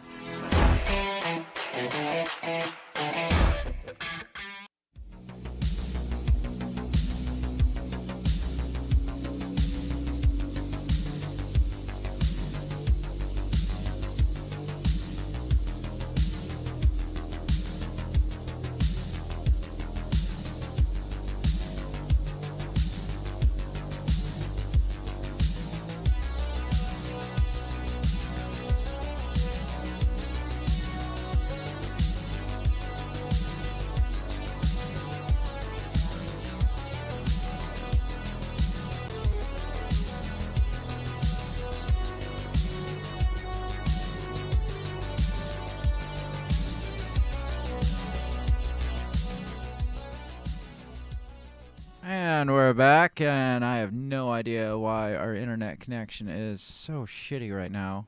Things are going really slow. And Bill is listening to us. Having network problems or computer problems or a combination of the two. So hopefully you can hang in there and bear with us because we're trying. We're trying our hardest. We can only try as hard as technology will allow us to try. Maybe our internet company is one of those startups funded by the I can SVB. see that. Only an Iowa tech company. We're would- like super froze. yeah, I'm like, You're just froze. I'm just froze. Stand by. I'm gonna try to fix this. Okay. I should have tried fixing over break, but coffee was more important. Yeah. And I think we're back. And you're echoing. How's that? How's that? That's better. We seem to be not as frozen now. So Okay. hopefully Good deal. this thing holds up. Hey, we got more viewers than we did before we left, so maybe we need to leave and come back more often. You guys just like to watch us walk away. They really do. So we are back. We had some technical difficulties. Our shit was just freezing up left and right, so I had to restart this stream.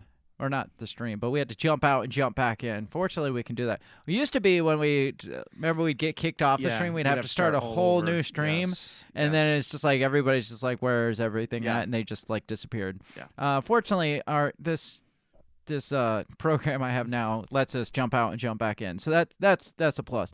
Let's see if we can watch Joe Biden's response too, because we're talking about if you missed the first half, we're talking about the SVB, the Silicon Valley Bank, and Yes. the old-fashioned bank run is what they're calling Yes. it, like where people are just like scared their money's going to be frozen, so they just all went and pulled their money, and then just everybody who didn't get there in time, their money got frozen Yeah, instead. They're screwed. Derek says, unplug it and plug it back in. That's basically exactly what we did, except the not the computer itself. But anyways, I said I wanted to get into some of the federal response to this because obviously they're going to say, just let it go and just let right. banks that fail are going to fail, so just let it be and let the markets decide, and that's just what happens, right? Right. Which would be great if this was an actual free market. Right. Well, that's the whole point is they wouldn't say it. They're not going to say that. They're not going to say, "Oh, just let it be. We'll just see how this thing plays out." No, it's like, "Oh, we got to touch it because everything we touch obviously is success. So we got to touch this." We And need the federal government involved. they got to come in and save the day. So here's Joe Biden talking. This is about 4 minutes long. We won't watch the whole thing, but I just want to watch part of it because the most of it is him like patting himself on the back. So here we go. Before I leave for California, I want to briefly speak about what's happening in Silicon Valley Bank and Signature Bank. Today, thanks to the quick action of my administration over the past few days, Americans can have confidence that the banking system is safe. Your deposits will be there when you need them. Small businesses across the country, the deposit accounts at these banks can breathe easier knowing they'll be able to pay their workers and pay their Sign bills. language lady's Are killing you me. laughing at the sign language lady? She is really over enunciating. She's got way more emotion in this than Joe Biden ever She does. Maybe she's trying to compensate for him. Well, I mean, if you were saying it the way Joe Biden's saying it, it'd just be Yeah, that's true. She was like drooling on yourself while barely moving her she hands. looks like she's on crack. And watching her, it's like that. There's no way that guy's saying all that. Yeah, stuff. right. And their hardworking employees can breathe easier as well. Last week, when we learned of the problems of the banks and the impact they could have on jobs of small businesses and banking system overall, I instructed my team to act quickly to protect these interests. They've done that. On Friday, the government regulator in charge, the FDIC, took control of Silicon Valley Bank's assets. And over the weekend, it took control of Signature Bank's assets. Treasury Secretary Yellen and a team of banking regulators have taken action, immediate action. And here are the highlights.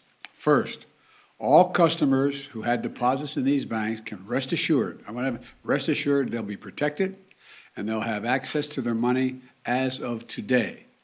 That includes small businesses across the country that bank there and need to make payroll, pay their bills, and stay open for business. No losses will, this is an important point, no losses will be borne by the taxpayers. What do you think of that statement alone? No losses will be borne by the taxpayers. Yeah, sounds great. It sounds good on paper. Yeah, right. Just like this whole banking system is great on paper. It's always great on paper. No losses will be borne by the taxpayers. Let me repeat that. No losses will be borne by the taxpayers. Instead, the money will come from the fees that banks pay into the Deposit Insurance Fund. Because of the actions that our regulators have already taken. So are they going to increase fees from the other banks? You can't hear a word he's saying. 'Cause I you're watching know. the- I can't. Absolutely. No. They're So are they increasing the fees of the banks? Because wouldn't the banks just increase our fees then to compensate for it? Because the banks got to make money. Well, yeah. They're in the business of making money. That's why they're banks. They're bankers. Right. You remember when bankers used to be considered like the respectable? lowest? No. Oh. like shitty. Yes. Like shitty Oh, yeah. bankers. It's like kind of oh. like tax collectors Yes. and bankers Yes. are. Yeah. And No, yeah. that's what it's getting back to. Yeah. So because like you're right. They're not going to use taxes to take our money and put it on there. It's going to be so much worse. Yeah, absolutely. Listen to what else is going to cover this. Every American should feel confident that their deposits will be there if and when they need them. Second, the management of these banks will be fired. If the bank is taken over by FDIC, the people running the bank should not work there anymore. And we'll put one of the guys from the Lehman Brothers, Yeah, right, or yeah. or the Fannie Mae or Freddie Yeah, Mac. right. We'll put Barney Frank in charge Yes, of it because he did so good the last time. Yep. Third, investors in the banks will not be protected. They knowingly took a risk, and when the risk didn't pay off, investors lose their money. That's how capitalism works. Now you want to talk about how capitalism works, Yeah, Joe? right. Like, Capitalism works without government propping up interference. a Yes. fucking bank that fails. So let's talk about how capitalism works. First of all, I do understand if you invest in a company, the way capitalism works, if that company fails, yes, you should not be protected. But Yes. he's almost like saying this like the investors were the problem. It's Right. like, well, it's your fault for. It's almost like coming down on the investors the way he Right. said. It's like, no, you're not going to get your money. Yeah. Why would you think you'd get your money? So. But it's just like them blaming the greed of the corporations on inflation. Now, imagine this, though. People find out, the banks that typically have been like kind of propped up artificially by the government for how many decades now, they're not going to protect us as investors if the bank fails. Well, maybe I don't want to invest in a risky bank anymore. So maybe I'm going to stop investing in a risky. So not only are they causing panic of the people who are putting money in the banks, but they're also causing a little bit of distrust in the people that are investing in the banks. Right. So those people stop investing in the banks. How many banks are going to fail because investors start pulling out now? Well, but they can't make it look like it's a problem with the system. Well, no, right? the It has to system's- be the bad system's bad actors. Bad actors. The system's perfect. Is Right. set up perfect, and Yeah. that's why we can protect you against the bad actors Right. who happen to be these greedy investors in the bank, obviously, and the management of the bank has nothing to do with all the the way the the financial system is set up. It's the managers and the investors of the bank because they made these poor decisions. And fourth, there are important questions of how these banks got into the circumstance in the first place. We must get the full accounting of what happened and why those responsible can be held accountable. In my administration, no one is above the law. What did and he finally, just say? we must reduce the risks of this happening again. During the Obama-Biden administration, we put in place tough requirements. Now here comes the pats on the back. The whole rest of this is him patting himself on the back. On banks like Silicon Valley Bank and Signature Bank, including the Dodd-Frank law to make sure that the crisis we saw in 2008 would not happen again. Unfortunately, the last administration rolled back some of these requirements. I'm going to ask Congress and the banking regulators to strengthen the rules for banks to make it less likely this kind of bank failure would happen again, and to protect American jobs and small businesses. Look, the bottom line is this. Americans can rest assured that our banking system is safe. Your deposits are safe. Let me also assure you we will not stop at this. We'll do whatever is needed. On top of all this, let's also take a look at a moment to put the situation in a broader context. We've made strong economic progress in the past 2 years. We've created more than 12 million new jobs. There it is. More jobs in 2 years than any president has ever created in a single 4-year term. You recover is below jobs. 4% for 14 straight months. Take-home pay for workers is going up, especially for lower and middle-income workers. What does this have to do with what's going on right now? Yeah. It's like, well, yeah, the banking system is shit, but remember, I brought back jobs, and I brought back, unemployment is low. The economy is sound. The economy is sound, which means the financial system must be sound. You're frozen again. Why are we frozen again? I look like I'm on drugs. You do look. You probably are on drugs. That's just your natural look. So everything's fine. Yes. That makes me think of this image here, if it will pull up. Everything's fine. This is fine. I love it. As the world burns around us, everything's fine. That is Joe Biden giving his speech about banks, about the economy, about the low or the high income, the low unemployment, everything. It's just the world's burning around him, but this is fine. Let's pat ourselves on the back here because everything is fine. Do you think everything's fine though? Does everything seem fine to you? No, and the more he says it, the more I believe that there's things I'm not seeing. Yeah, the more he says it's fine, the more I think something is even seriously worse. It's messed even up. worse. Something is really wrong. Now, Janet Yellen came out and basically regurgitated the exact same things that Biden was saying. So it says Silicon Valley Bank collapses. The Treasury, Fed, and FDIC announced steps to ensure deposits will be paid in full. And basically said the same thing, that it's not going to come off the backs of the taxpayers. It's going to come out of the FDIC funds, which is fees from the bank. The Federal Reserve, Treasury Department, and FDIC announced Sunday they will make additional funding available to ensure all Silicon Valley Bank deposits, both insured and uninsured, will be paid in full. Now, I disagree with that. Yeah. Because, look, if my car's not insured and I get a wreck, is the government going to come in and pay off my car? Because fuck no. No. It's like, I'm sorry, your bank didn't or couldn't or whatever insure a certain amount of funds.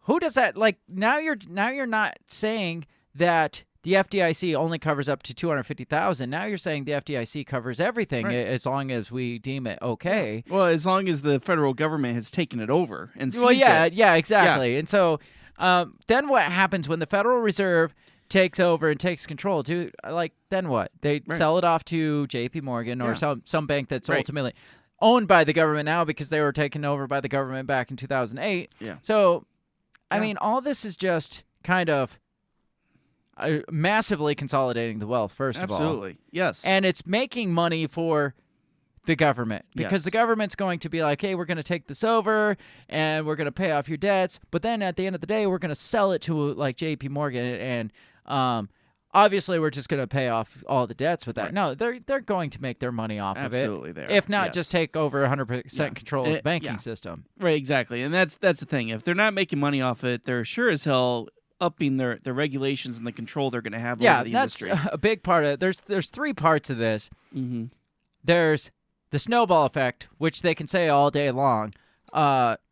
nothing's like our financial system's fine as another bank collapses. Oh, don't worry, it's just a small bank. No, everything's fine. And then a big bank collapses. They're like, oh, it's fine. It's just like we have the regulations in place to handle specific situations until it's like too fucking late.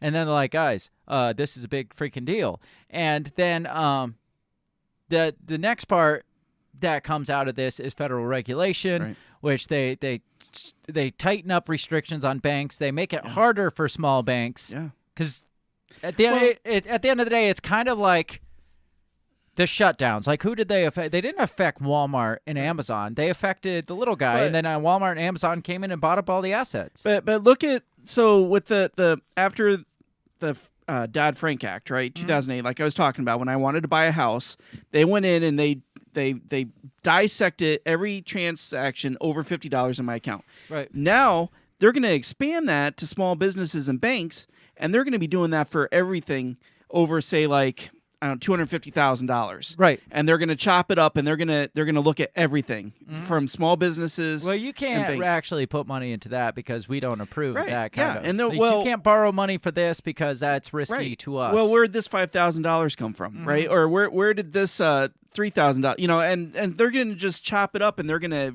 over diagnose everything in the banking and in small businesses now. Says after receiving recommendation from the boards of the FDIC and Federal Reserve, the consulting with the president, Secretary Janet Yellen approved actions enabling the FDIC to complete its resolution of Silicon Valley Bank, Santa Clara, California, in a manner that fully protects all depositors. They said in a joint statement, depositors will have access to all their money starting Monday, March 13th. No losses associated with the resolution of Silicon Valley Bank will be borne by the taxpayers. Again, that is bullshit. The Fed also announced it will make additional funding available to eligible depository institutions to help assure banks have the ability to meet the needs of the depositors. Silicon Valley Bank, the 16th. Yeah, we talked about all of this. How they failed and stuff. It says the trio also announced Sunday a similar systemic risk exception for New York-based Signature Bank, which was closed today by its state chartering authority, according to the joint statement. All depositors of the institution will be made whole, as with the resolution of Silicon Valley Bank. No losses will be borne by the taxpayers, once again. Shareholders and certain unsecured debt holders will not be protected. So, right back to it. Like Joe Biden said only exactly what Janet Yellen and the Fed said. He was just regurgitating that, and then he patted himself on the back, and then he's like, thank you. Everything's fine. President Joe Biden issued a statement Sunday on his administration's action to protect depositors at both banks, expressing his approval for the actions, but stressing he will hold those responsible for this mess accountable. Then they go on and on to say that this is not a bailout. It says senior Treasury official and Federal Reserve officials on calls with reporters Sunday night insisted these moves to pay deposits at Silicon Valley are not a bailout. So, even though like a bunch of people were calling for bailouts, which is a terrible idea, this is not a bailout, but the banks are going to be fine. Everything is fine. But are the banks really going to be fine? Right, and they came out. They're very explicit on the fact that due to the changes we made in 2008, no, we will not be bailing anything out. But they are kind of repurposing FDIC grant, like now the fee.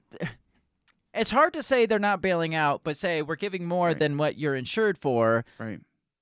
But it's coming out off of all the banks' backs, not the federal government's back. Like what are they going to just start dipping into all the banks to pay off this one? That's still a bailout. It's just the taxpayers aren't paying it. It's the bankers, all the other banks, which are we talked about earlier, because that's the term I've heard popping up lately is the bail-in, right? And that's where they're going with this.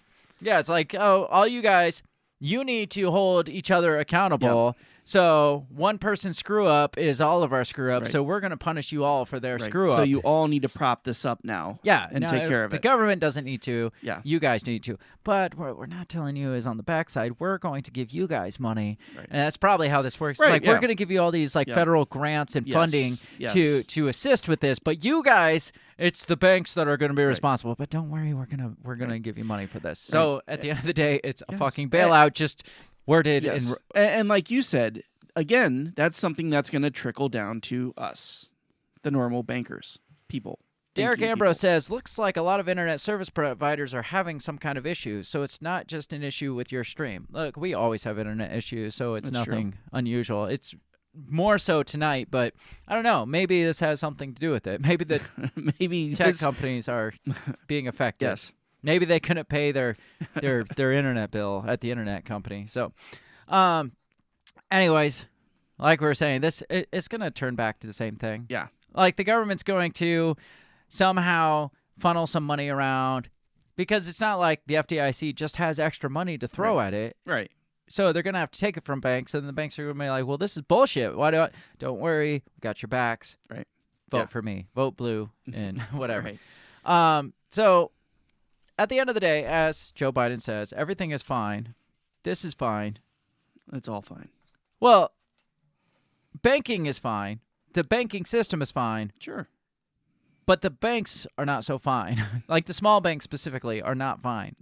Like they're really glossing over how some of the small banks are crashing. And I got this this article from Zero Hedge that talks about other banks that they're not even telling us about that are having issues. And I don't want to read this whole article because I want to get into the juicy conspiracy stuff because it says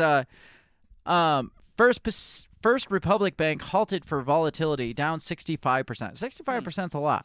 Well, and First Republic Bank is the one that they said had 70 billion in surplus from the From J.P. Morgan or something and the Feds. And so they weren't sure why that was even an issue. PacWest halted for volatility, dropped 41% to lowest on record.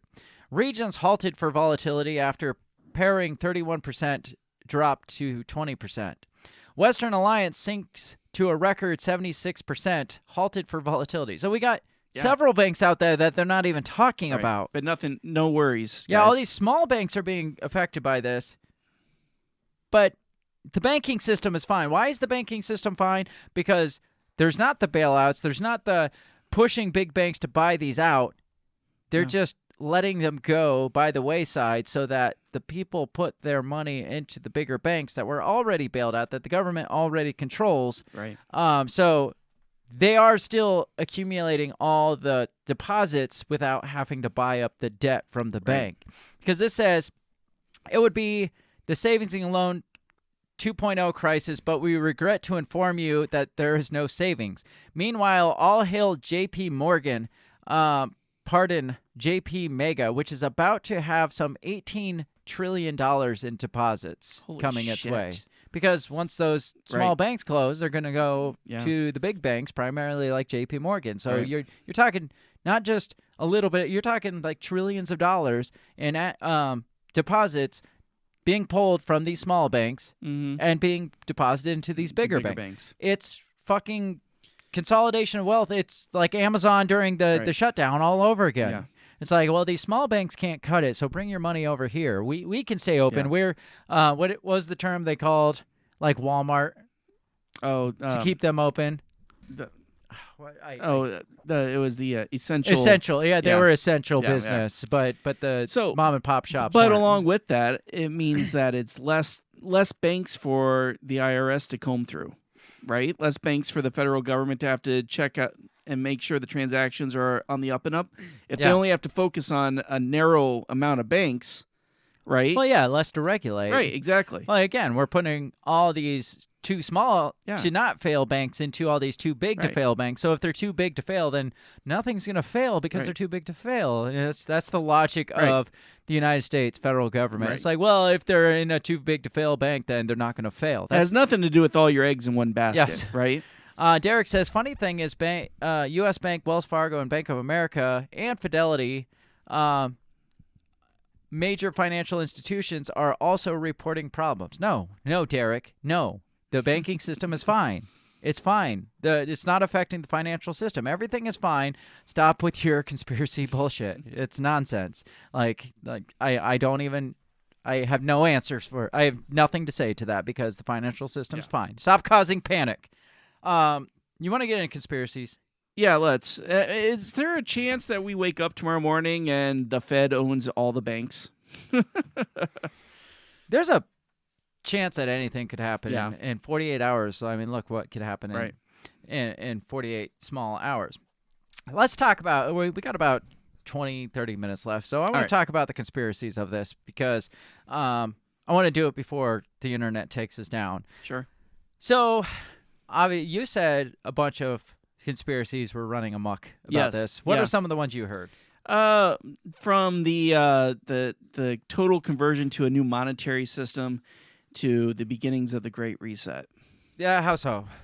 Just that, they're going to have to basically flip the financial system on its end. It's going to be a major transition of wealth or transfer of wealth, and that basically they're going to be converting everything more to like a digital managed system that the government can kind of, and that way it's like, okay, well, Silicon Valley, you can't pay that out, but digitally we can transfer this money over to you so that you can pay out what you need to, right? And we can make ones and zeros to support that, Right, and exactly. everything will be fine. It's all fake anyway, Right. so might as well make it more fake and it's more all about controllable perception. fake. Yes, it's all perception. That's all any of this is. It's made up stuff.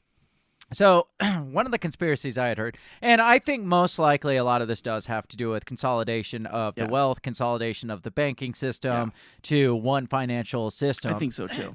That, at the end of the day, I think. But some of these conspiracy theories are pretty interesting. This one I found really interesting. I haven't seen a lot of talk about it, but apparently Silicon Valley Bank is one that is named by some of the financial institutions that were funding Jeffrey Epstein. Oh. So this was just a Twitter post or just a screenshot of a Twitter post. So I don't even have the whole post, but it's all speculative. So I mean, we can just talk about it. It says they named 6 more banks. This obviously isn't the beginning of the paragraph, but it says they named 6 more banks at the end of the article, leaving one of the 10 unnamed. Those are Fidelity Investments, Charles Schwab, Bank Leumi, Wells Fargo, Northern Trust, and Silicon Valley Bank. Says, is Silicon Valley Bank connected to any of the Silicon Valley oligarchs who helped the Dems? It's more than just the Dems, guys. Yeah, it's not the Dems. It's both sides. It's not the Clintons. It's not Donald Trump. It's not Nancy Bushes. Pelosi. It might be. It's all the above. Yeah. It's all of it combined. So if you end it with the oligarchs that help the Dems, you suddenly lost a lot of credibility to me just because it's more than just that. Yeah. But it is interesting to me that this may or may not be connected to the Jeffrey Epstein stuff. Very interesting. It says other banks and brokerage firms that were issued subpoenas according to court records include Fidelity, Charles Schwab, the ones I just named, and specifically Silicon Valley. Spokesperson for Fidelity, Charles Schwab, and Leumi did not respond for comment. Wells Fargo declined to comment. Silicon Valley Bank declined to comment on pending litigation, but a spokesperson said, to the best of our knowledge, Silicon Valley Bank has not and currently does not have any business dealings with the individual or entities named in the subpoena. So that's pretty speculative to me. Right. Now, what's more interesting to me is this next thing here that is connected to Jeffrey Epstein. It is the sole fact that J.P. Morgan executive was found to have some kind of really strong friendship with Jeffrey Epstein. And this is an unredacted lawsuit that says Jeffrey Epstein, a former top J.P. Morgan executive, had a profound friendship and shared Snow White coded emails. I don't know what that means, but it's probably gross. It says, while convicted sex offender Jeffrey Epstein was on work release in Palm Beach, a federal lawsuit claims his private banker at J.P. Morgan, Jess Staley, kept in contact, visiting his Palm Beach mansion and his Virgin Islands private island many times, even while Epstein was jailed. So this comes out recently. When did this article come out? A couple weeks ago, I think. February 17th, so a few weeks ago, saying that this guy that's heavily tied to J.P. Morgan also is heavily tied with Jeffrey Epstein. Now, what would be a better way to convince people to not pull money from J.P. Morgan because of all these allegations and get the public perception off of J.P. Morgan than to have these small, like more risky banks crash and then be like, oh, we need to go Jeffrey Epstein to J.P. Morgan. Like, we need to move our stuff to this bank. Like, maybe they saw it coming. They're like, we don't want our stock to crash. Let's get something in the works to make all these other banks crash. So instead of our stock dipping, our investments take a giant major hike. I mean, I see more to that than to, well, there might or might not be connections between the Silicon Valley Bank and Jeffrey Epstein. I see more to J.P. Morgan is taking a hit from this, and they're like, let's just kill off all these other banks and get a lot of people, like build a lot of people's more. It's like, now I know you guys suspect that we had connections to Jeffrey Epstein, but where do you want your money? Do you want it with us, or do you want it with these banks that are crashing? Yeah. So I could see more credibility to that. Yeah, definitely. So what do you think? Do you think that could have something to do with this? That's a good possibility. I guess my question would be like, because I definitely feel like the government is involved in this. How so? Well, I just feel like just the way that they're jumping in and seizing these banks. Yeah. So unless that there's favors in J.P. Morgan they're trying to repay by shifting things over. I don't know. There's something going on here. Yeah.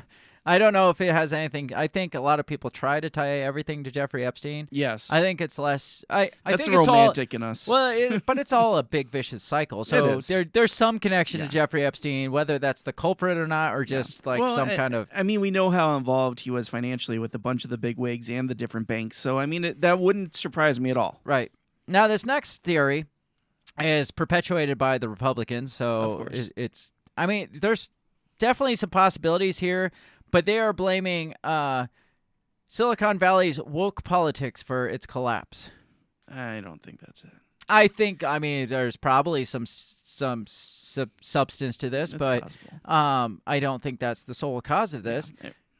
I think conservatives are trying to throw whatever they can at this and blame it's Obama's fault or it's woke politics. Yeah. It's obviously Project 1619 Project's fault. Yeah. It's everything that we never let a disagree. good crisis go to waste. It's the migrant problem fault. Right. Yeah. It says conservatives are blasting their new boogeyman of wokeism for the second largest bank collapse in U.S. history, eschewing the more straightforward story of problematic balance sheets in favor of raw politics. That's what politicians do. They politic. Senator Josh Hawley complained that Silicon Valley Bank executives were spending their time on funding woke garbage like climate solutions rather than actual banking. Now, we've talked about this, like how corporations are spending more time on the woke agendas rather than the making money part. And we've said this is eventually going to come around and bite them in the ass because people are investing more in the wokeness of a company than they are investing in a company. And at some point, people are going to realize this is a garbage company selling garbage, but we're only doing it because they support the environment or they support equity or something. And that was before I came. I was watching coming from this direction, Tucker Carlson talking about it, and he was talking about how on their website they talk about how their goal is to be like carbon footprint free, and how they were a big supporter of Latinx business owners. And how they were like putting a lot of money into, like minority business owners trying to fluff up. Yeah, and that's what they're industry. getting into here. There says Representative Jim Comer, head of the House Oversight and Reform Committee, blasted Democrat inflation and called Silicon Valley Bank one of the most woke banks in their quest for the ESG. You remember we talked about ESG, the environmental, social governance type of investing. So he told them that they're spending more of their investing and policies on ESG type investments rather than good banking strategies. Says this could be a trend and there are consequences for bad Democrat policy, and I think we need to keep an eye on all banking system right now. So again, Democrats are calling for regulation, Republicans are calling for regulation. It's just all who can regulate the hardest, who can regulate so much harder than the others. Buy much into this? I mean, there's some credibility there, I guess. If you look could at be a symptom. Maybe? Yeah, it could be a symptom, but again, it comes back to wanting the control and regulations, like we were talking about. Yeah, and everything comes down to how can we control this even more? Yes. Now, the most interesting. This is more of my conspiracy than anybody. Nobody else is saying a whole lot about it. Yeah, but you piqued my interest with it. Yes, one of the primary people to instigate the bank run was a man that we have talked about before. Yes. On it, it was like the big tech. It was big tech. Yeah, it was like being intelligence community love affair. Is what it was called. The episode was called. How they're in bed with the big tech companies getting in bed with like the intelligence community, and how a lot of the. Like Google Maps came from like CIA spyware, spying stuff. Facebook had connections to the CIA. And then there comes this guy, which we briefly talked about in the first half, is Peter Thiel. He is, again, he was like a co-founder of PayPal. Yeah. He was the one that we talked about, like was one of the first public investors in Facebook. Yes. And then he invested heavily in data mining and stuff. And then he went in to form that Palantir, which we found out in that episode was like so much worse than Facebook. Yeah. It was like the CIA and Facebook and the NSA all lumped in one. He was a big proponent of being able to like spy on people through that. Like his software, like he sells to like mega corporations and it's super spy on software, data mining software, and they want to like be able to predict your actions and stuff like that. And who knows how far he's got, but he was very much Big Brother. He was the first one that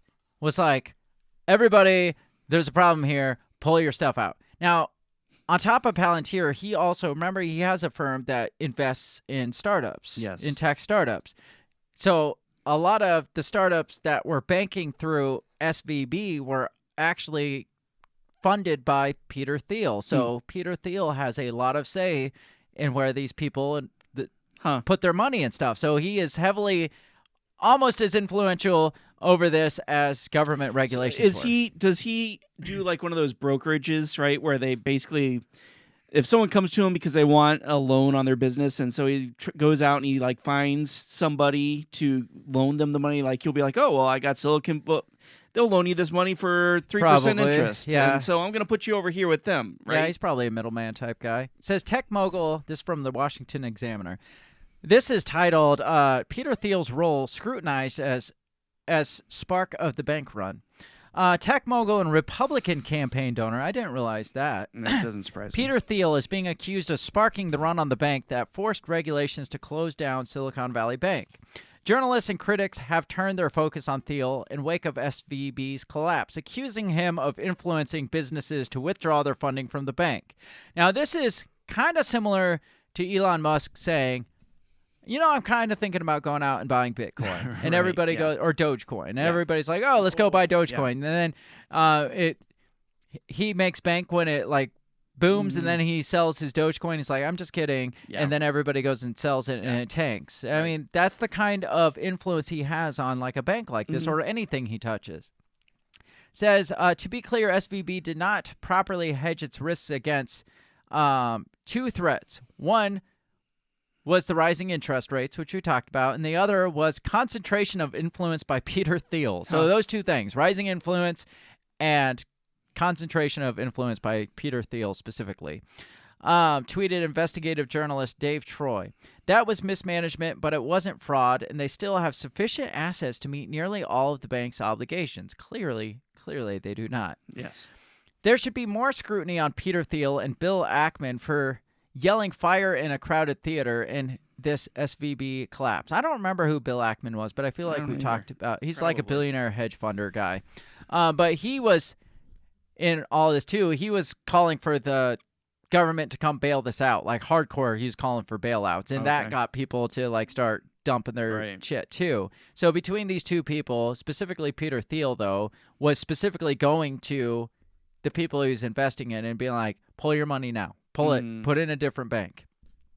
Says others turned their focus to Thiel's promotion and subsequent profiting off crypto investments after the market crashed as a reason to be suspicious of his withdrawal. So he was kind of like Elon Musk with crypto, too. He promoted it, and then he dumped it, made his money, and then he dumped it. You mean the guy who was touting crypto and trashing critics while he was selling crypto? That guy? Shocker. Thiel's venture capital firm, Founders Fund, so this is the investor fund that he owns.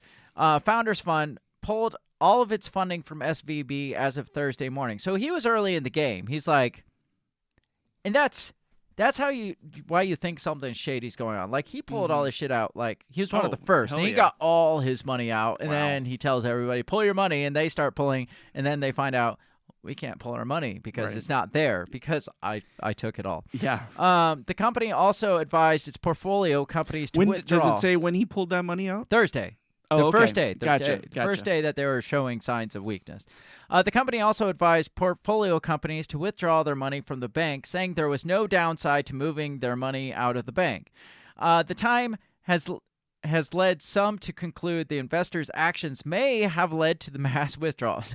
You can't say they may have led when he is specifically telling them, pull your money out. Right. Just do it. There's nothing's going to happen if you pull your money out. It's really messed up because it's like he saw a fire and then he makes his way to the fire exit, opens the door and is like, fire! And then like runs out real quick, right? Yeah. First he probably started the fire. Yeah, right. And then he runs out the emergency exit, locks the door, and yells fire. Right. That's more likely the case. Founders Fund also hosted a capital call Thursday, which venture capital firms do to ask investors to send money to make investments in startups. Founders Fund asked portfolio companies to move funding to SVB. Then when founders realized the technical problems were delaying transfers, they implored investors to transfer money to other banks. So first they're like, bring your money here because this bank is collapsing. They probably started bringing money. He made his money.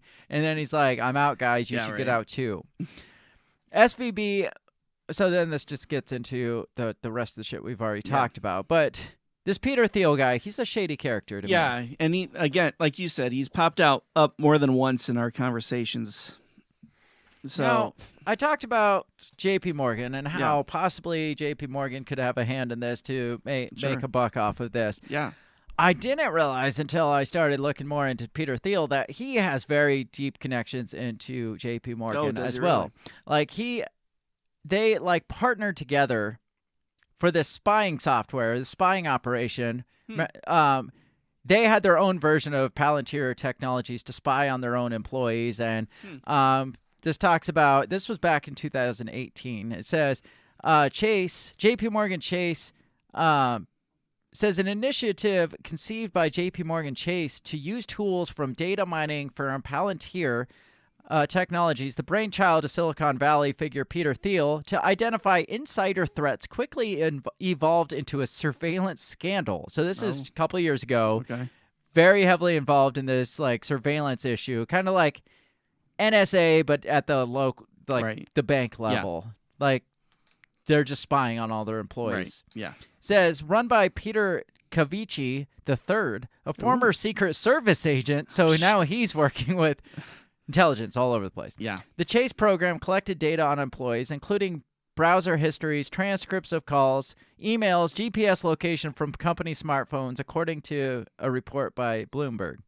The Palantir tool combed through the data, sorting and analyzing it to provide employee behavior and flag potential abusers. After bank executives discovered the Cavicia had gone rogue, crossing privacy boundaries, and operation was spying on him, the program was yanked.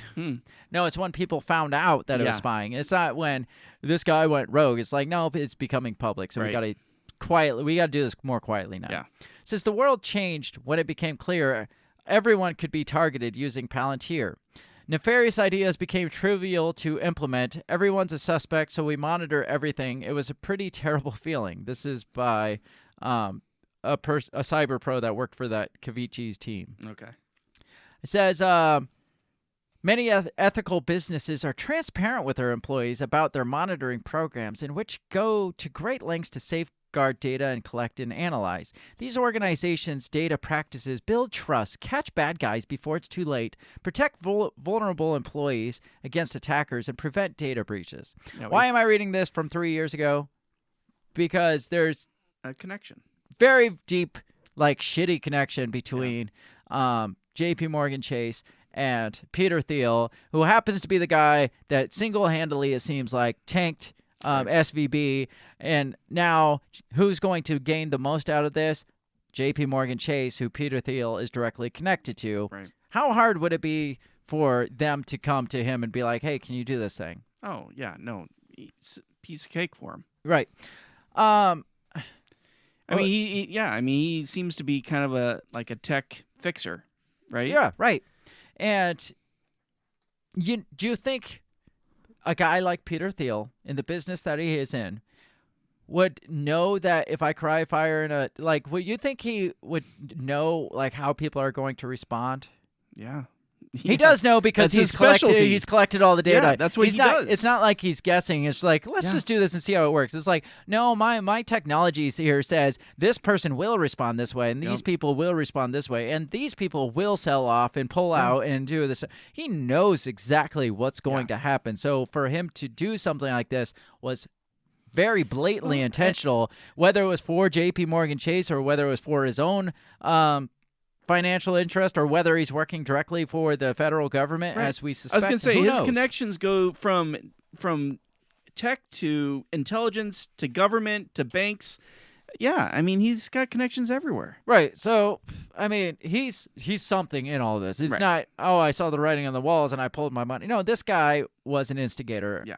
He was maybe the architect of this. I don't know. Yeah. But somehow he is very much responsible for this. Yes. I don't know what it is, but this Peter Thiel guy is the conspiracy. He's at least in the middle of it. Right. And there's something more to this than just, well, this bank was doing bad business practices. Yeah. I mean, that's not this. No, bank.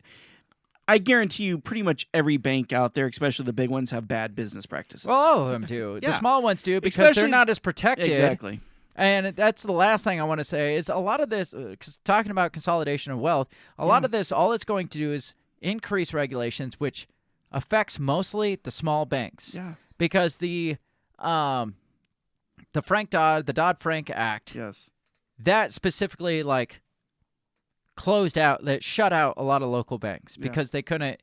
There was a lot of financial obligations that went into it and a lot of stuff that they couldn't keep up with. And I got this last little thing about the Frank-Dodd Act. So if you feel like we need to regulate the banks more, and that's going to break up the big banks, it doesn't break up the big banks. It breaks up the small banks, and they just consolidate into the big banks. Because this says, talking about the Dodd-Frank Act, it says, the surge in regulation has driven a devastating impact, or has had a devastating impact. It added enormous new cost to banks, reducing lending. Economist Douglas Holtz-Eakin, who also served on the financial crisis inquiry, estimates that the Dodd-Frank regulatory siege will reduce GDP by $895 billion over the next 10 years, Holy shit. or about $3,346 per working person. Meanwhile, Dodd-Frank's impact on small banks, once the engine of U.S. growth, has been equally pernicious. Banking consultant Eric Grover recently wrote in The American Bankers that under Dodd-Frank, new bank formation has essentially ceased. The data is shocking. From 2011 to 2014, one new commercial bank and no new savings banks were chartered. In 3 years, one bank started. One small, local, one new commercial bank popped up. In the 15 years before Dodd-Frank, an average of 140 new commercial banks and 15 new savings banks were chartered every year. So 15 years, 140 new banks, 15 new savings bank. After this regulation, one new bank popped up. And everything else was just consolidated into these bigger banks. It says, while small banks are going out of business at a record rate due to regulatory costs, big banks with over $50 billion in assets are now considered too big to fail. Yeah.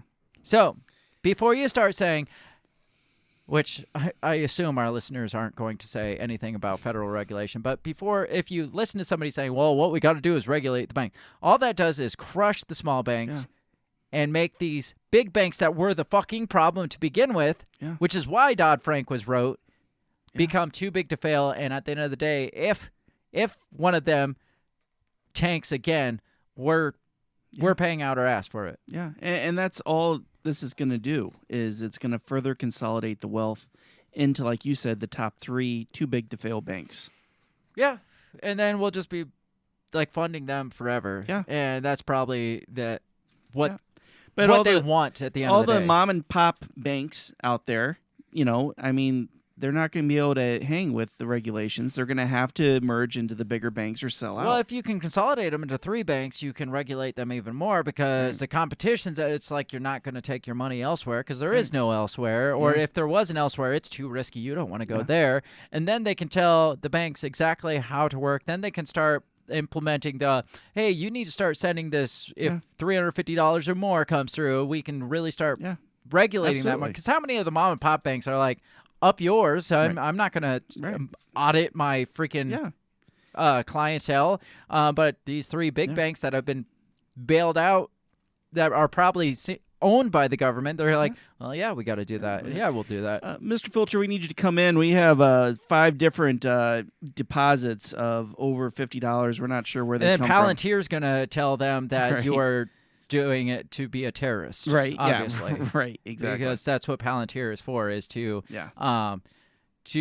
what was it say, like threat assessment and stuff like that on people. So that'll happen. They'll implement Peter Thiel's Palantir into these 3 banks, which are probably just one bank, but just by 3 different names, owned by BlackRock. Yeah, most likely.